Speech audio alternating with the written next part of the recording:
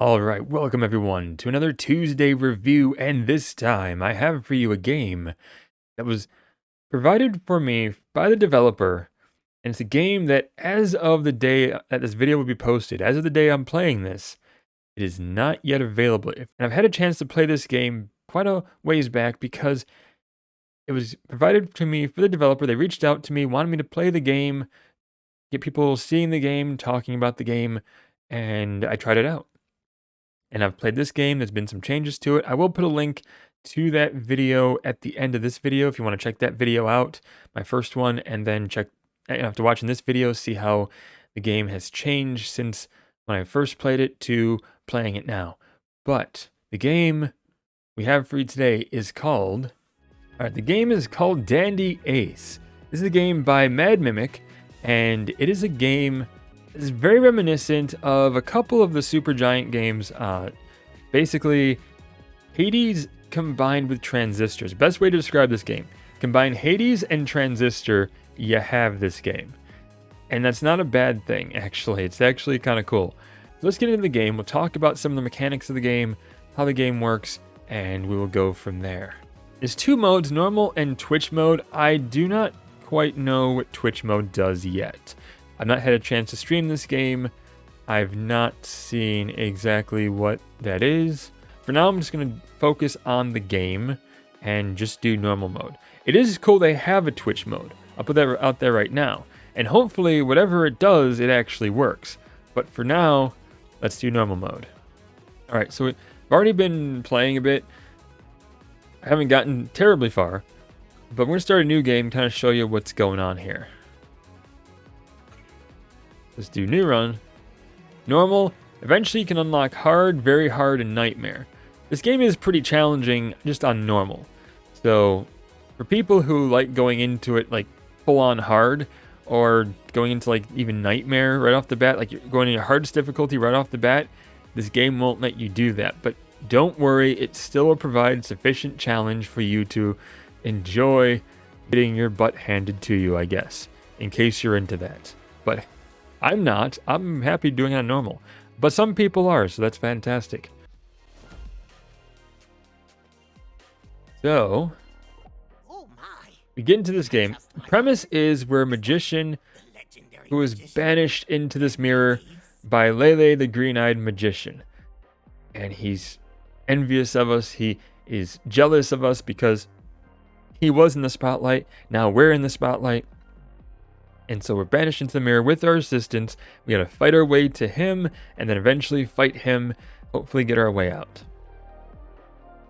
We meet this mysterious guy throughout this who kind of describes what's going on to us, fills us in on what's happening here, and he's obviously the guy who did this to us. But of course, main character doesn't know. It's kind of humorous. He's also not the best villain. Like some of his comments, you'll hear him make comments about this gameplay too, and they can get a little annoying at times, but it's not overly so. I mean, you'll hear some of the same things. It doesn't, at least in my opinion, doesn't seem to overdo it, but I think it could be a little less still.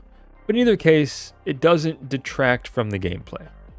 Nice thing too is you can hold A to skip the dialogue and just get right past this, which I do appreciate. The ever-changing palace, which leads into the roguelike element of this game. This game is a roguelike. The areas seem to be procedurally generated. Like, they just change each time. It could just be like a random pattern that happens to, pick one each time. I'm not entirely sure which.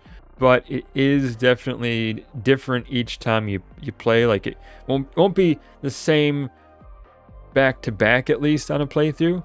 It does add some variety to the game, which is kind of nice. Okay, we're going to skip the dialogue for now. I don't want to show too much of that. Okay, so you always start out with these three types of cards. These first two, now when I first looked at this game, first played this game, all the cards could be different. Like, each time you played, all three cards could be different. Now, these first two are always going to be these two cards. You're always going to have your basic dash. Put that to A. You're always going to have 5 of a kind for your starting main attack. So put that to X real quick. That's the easiest way for me to do well in this game. And then this one is kind of like a defensive slash attack move. And it varies. It's the only card in your first 3 that's going to be possibly different each time. So we're going to do Passion Comet on Y for now. Each of the card has an effect. Now we'll tell you if you go to each card. So it can add an effect if you were to say like take this and equip it down here. Bam. You have these tooltips when you do these things. It kind of tells you the mechanics and what's going to happen if you equip a card for the first time. After that, you have to remember what is going to happen, because sometimes an effect will replace an effect on a card. Sometimes it'll add an effect to a card only and not replace it. With this, adds Death Charm, so when the enemy dies, it damages and also charms the enemies around it. So you have different cards that you can combine onto other cards. Again, much like Transistor, you could combine abilities with other ones to add different effects to the different attacks and different abilities you had. Have the same thing here, and that is kind of cool. I do like that. There is that variety.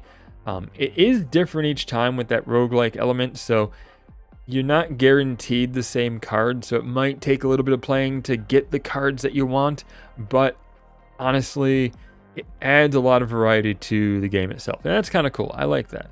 Now I'll put that here. Just kind of give myself a defensive move. Ever-changing palace, Dandy Ace. I, Lele, the green-eyed illusionist, will watch firsthand as my defenses beat you over and over again. Bring me some popcorn. Bet you will. And you'll annoy me with your commentary too, but hey, it's okay. Well, it's a game without an annoying villain. It makes us want to beat you more. Yeah, he will make comments every so often about stuff. Like I said, it could be a little less.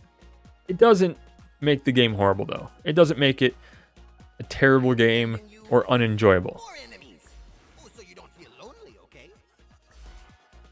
There is some variety in what he says. We almost got nailed by that fork. Get through these rabbits here real quick. No, don't drop that cupcake. Okay, so we don't need the cupcake. We're going to leave that. Drops like that will stay. They don't vanish. So we can come back at any time if we end up taking some damage, and we can pick up that cupcake. One thing is all abilities do damage. All of them. They all have some damage to them. Even our dash, you notice right there, we actually killed that bunny with the dash. Because your dash will do damage. One thing about the dash, though, is your dash is not going to like dash through damage. There's no invincibility to the dash, so keep that in mind. If you're expecting a dash that makes you invincible, it's not going to happen. There is one dash, and it's more of a teleport, and that's the only one that will let you avoid damage with the dash. But that is the only one that'll let you, the only one I've found so far that lets you avoid damage.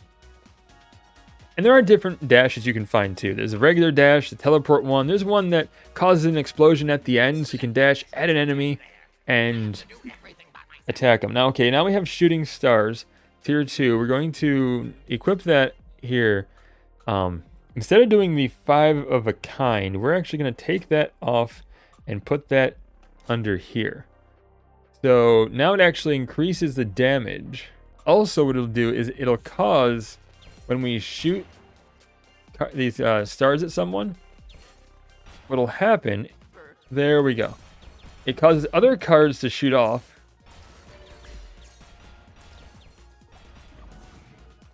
And then it damages other enemies.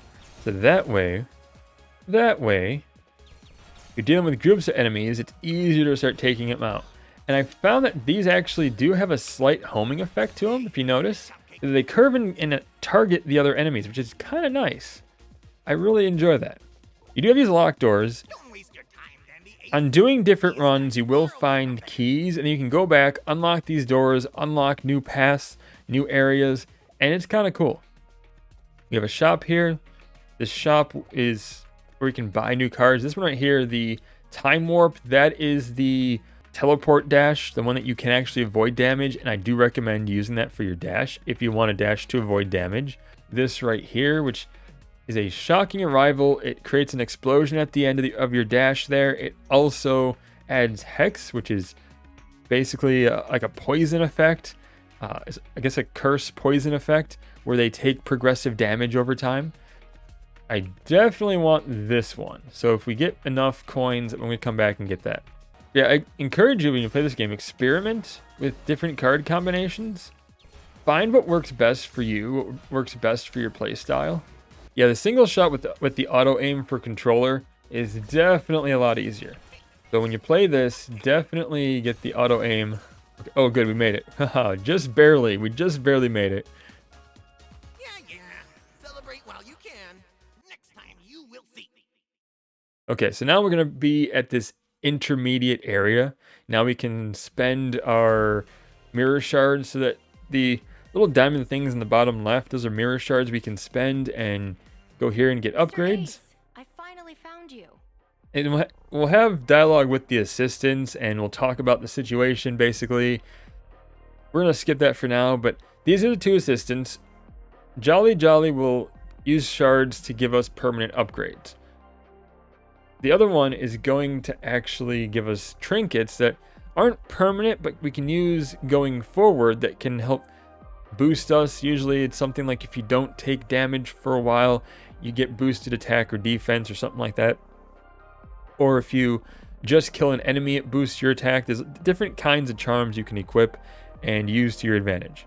So I'm going to skip this for now. Kind of show you here. I will recommend get the teapot sachet, absolutely, because that gives you a heal. As you can see, we picked up some recipes. We got crescendo fireworks and binding chains. Those are ones that we can unlock. And once you unlock it, they will appear in the game. So you find recipes for cards, you unlock them, and they'll appear now. But now they're also unlocked to show up in game, and you can purchase them. They can be dropped by enemies. It could be one of the cards at your beginning loadout with these yellow cards here. Now, if you don't have enough to get something, I do recommend putting all your shards into it, because you can invest all your shards into it till you're done, because if you die, you lose those shards, and that's going to be regret right there that you didn't put those in. So put them in, use your shards, spend your shards to get these upgrades, unlock them. Like I said, these upgrades up here, they're going to be permanent. Okay, so pick up the teapot also, the refill, because that will heal you between. There we go, and Thank goodness, Mr. Ace. For a moment, I never thought I'd see you again. then Jenny, she will give us trinkets to use.